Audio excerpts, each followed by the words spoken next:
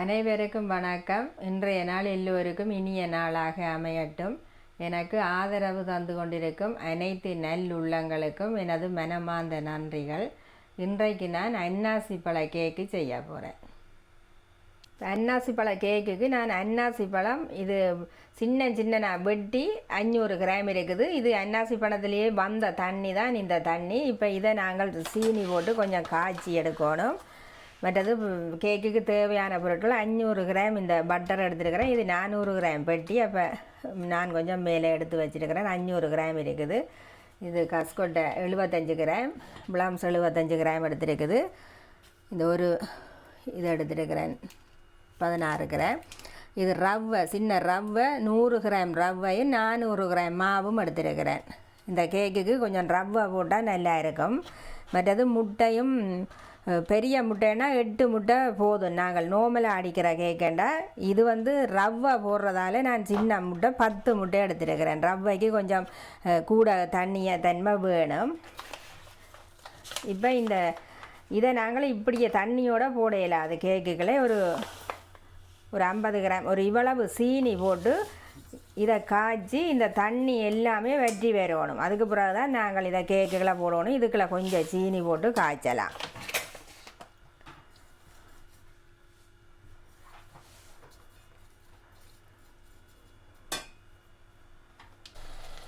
இப்போ அன்னாசி பழம் இவ்வளோத்துக்கு காய்ச்சிப்பட்டு வந்துட்டுது சீனியோட.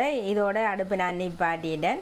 இந்த அன்னாசி பழம் கொஞ்சம் வெள்ளையாக இருந்ததாலே இந்த குங்குமப்பூ ஒரு சொட்டு குங்குமப்பூ போட்டேனால் அது போடணுமென்னு இல்லை, இருந்தால் போடுங்க. என்னிட்ட கொஞ்சம் இருந்ததால் இது கலராக வருமென்னுட்டு போட்டுருக்குது. இப்போ இது அடுப்பு நான் நிப்பாட்டிட்டேன். நல்லா ஆறுனா பிறகு தான் நாங்கள் கேக்குகளை விடுவோம், இதை போடணும்.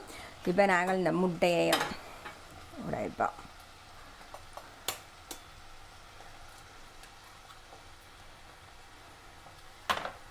இப்படி ஒவ்வொரு முட்டையாக உடைச்சி இந்த அழுக்கு எல்லாத்தையும் இந்த வெடுக்கு எடுத்துடணும்.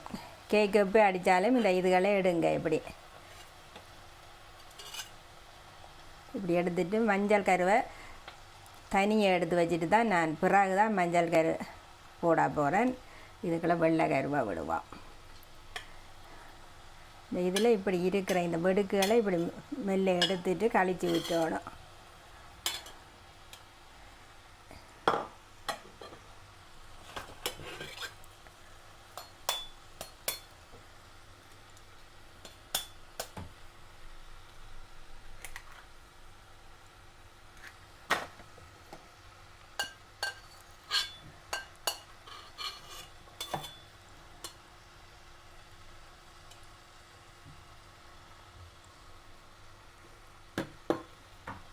இதுக்கெல்லாம் இப்படி பார்த்து இது இருந்ததுன்னா இப்படி எடுத்து விட்டோம். எப்பயும் இப்படி இதை கழிச்சிட்டு எடுங்க. முட்டை பொரிக்கிறதா இருந்தாலும் இதுகளை நாங்கள் கழிச்சு எடுத்தால் நல்லது.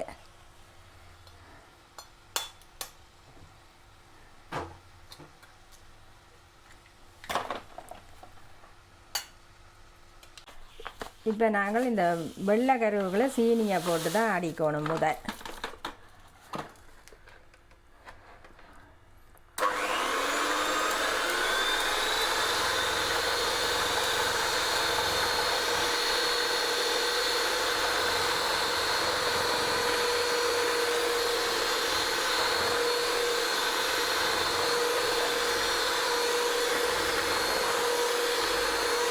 சீனி கரையும் வரைக்கும் அடிக்கணும்.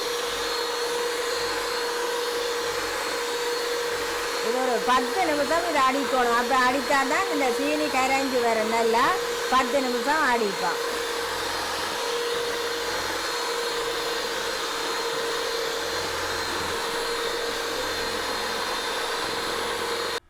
இப்போ நான் இது 10 நிமிஷம் அடிச்சிட்டேன். வெள்ளைக்கருவும் சீனியும் அடித்து நல்லா சீனி கரைஞ்சிட்டுது. இந்த டைமில் நாங்கள் பட்டரை போடுவோம்.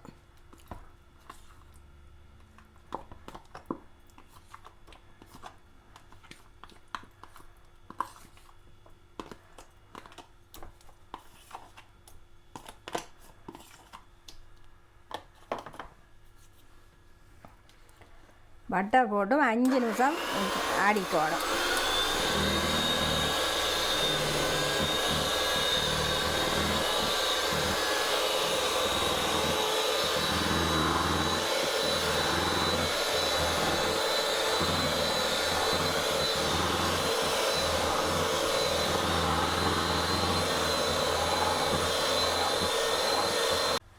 இப்போ பட்டரும் போட்டு நான் 5 நிமிஷம் அடிச்சிட்டேன். இப்போ நாங்கள் இந்த மஞ்சள் கருவை விடுவோம்.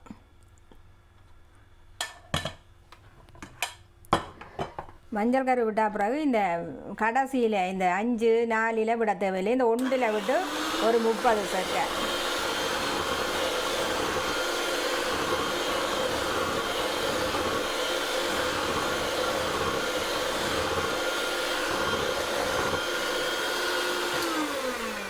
இவ்வளவு போது நாங்கள் இந்த மாவை இந்த பேக்கிங் பவுடரை இந்த ரவைக்கெல்லாம் போடுவோம்.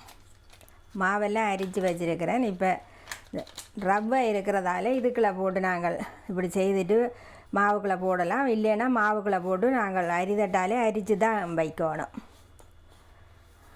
இப்போ ரவைக்குள்ளே போட்டு விட்டால் அது கட்டி ஒன்றும் இல்லாமல் வந்துடும் எங்களுக்கு.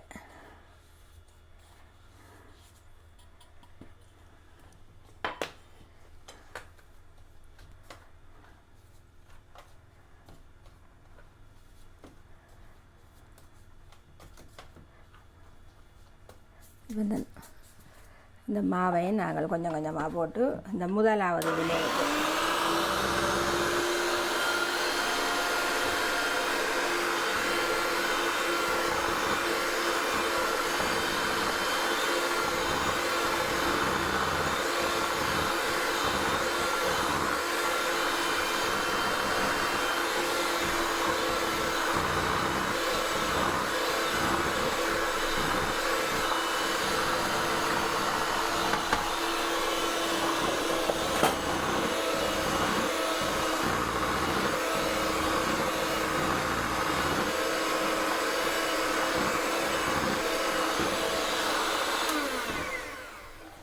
இப்போ இவ்வளவு மிஷினால் அடித்தா போதும். இனி நாங்கள்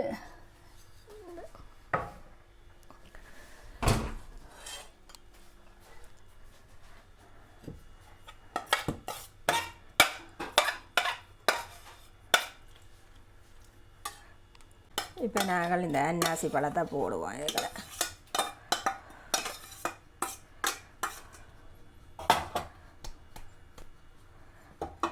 இதையும் போட்டு இப்படி இனி மிஷின் தேவையில் இப்படியே கலக்கி விட வேண்டியா.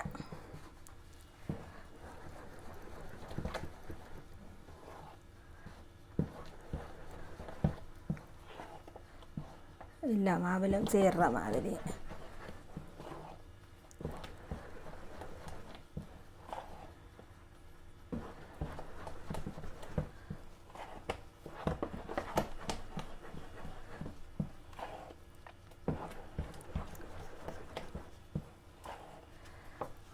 இப்போ நாங்கள்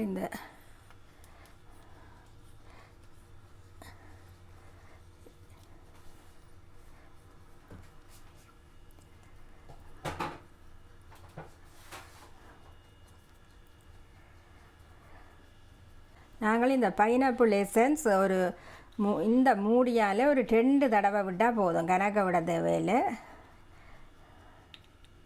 இந்த அன்னாசி பழம் போட்டுக்கிறதால வனிலாவை விட இது விடுறது தான் நல்லது.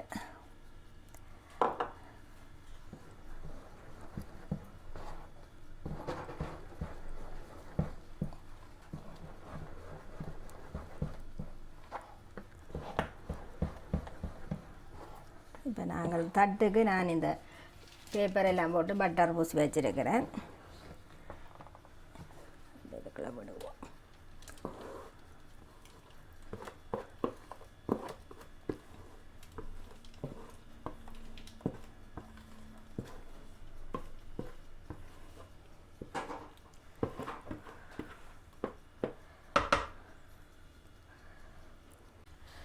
இப்போ நான் இந்த தட்டில் ஊற்றிருக்கிறேன். இது கொஞ்சம் இலக்கமாக இருக்கிறதால இப்படி ஆட்டினாலே போதும்.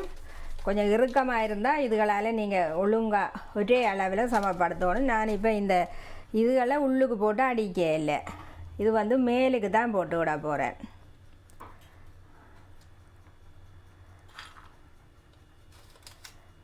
இந்த சின்னனா செய்யாமல் இப்படி பெருசாக போட்டு 2ஐயும் நாங்கள் கலந்து மேலுக்கே போடணும்.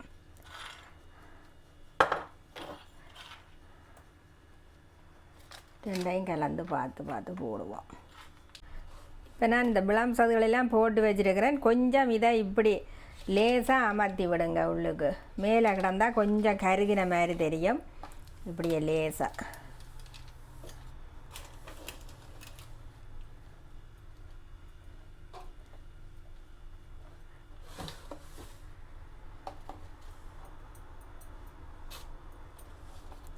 அவ்வளவுதான். இப்போ இந்த அடுப்பு இந்த பூர் வந்து நான் 160 அரை மணித்தியாலும் ஹீட் பண்ணியிருக்கிறேன். இப்போ நாங்கள் இதை பூருக்குள்ளே வைப்போம்.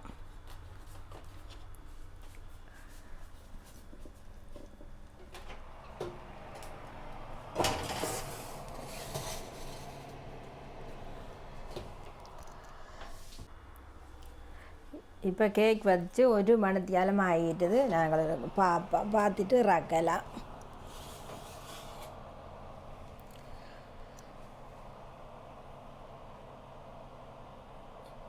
இப்படி ஏதாலும் இதில் ஒரு ஈரத்தன்மை இல்லை, அதனால் நாங்கள் இதை இறக்கலாம்.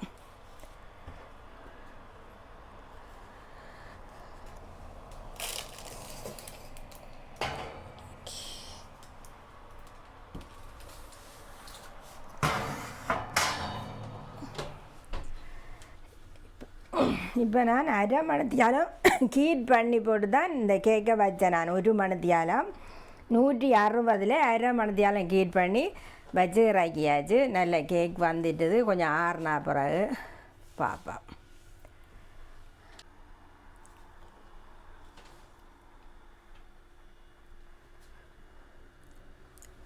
இப்போ கேக்கு நல்லா ஆறிட்டுது. நாங்கள் கேக்கு இறக்கி வச்சு கேக்கை வெட்டுவோம். இப்படி இந்த கரையை வெட்டி விட்டுட்டு முதல்ல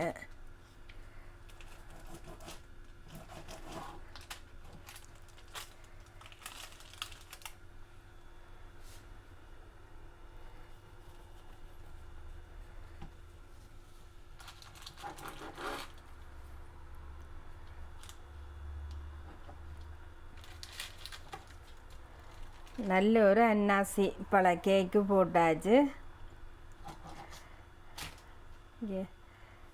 நல்ல சூப்பராக வந்திருக்குது. இந்த கேக்குக்கு ஒரு 100 கிராம் ரவா போட்டால் தான் நல்லா இருக்கும். இப்படி நல்ல தரமான கேக்காக இருக்குது. இதே மாதிரி ஒரு கேக் அடித்து நீங்களும் சாப்பிடுங்க கண்டிப்பாக.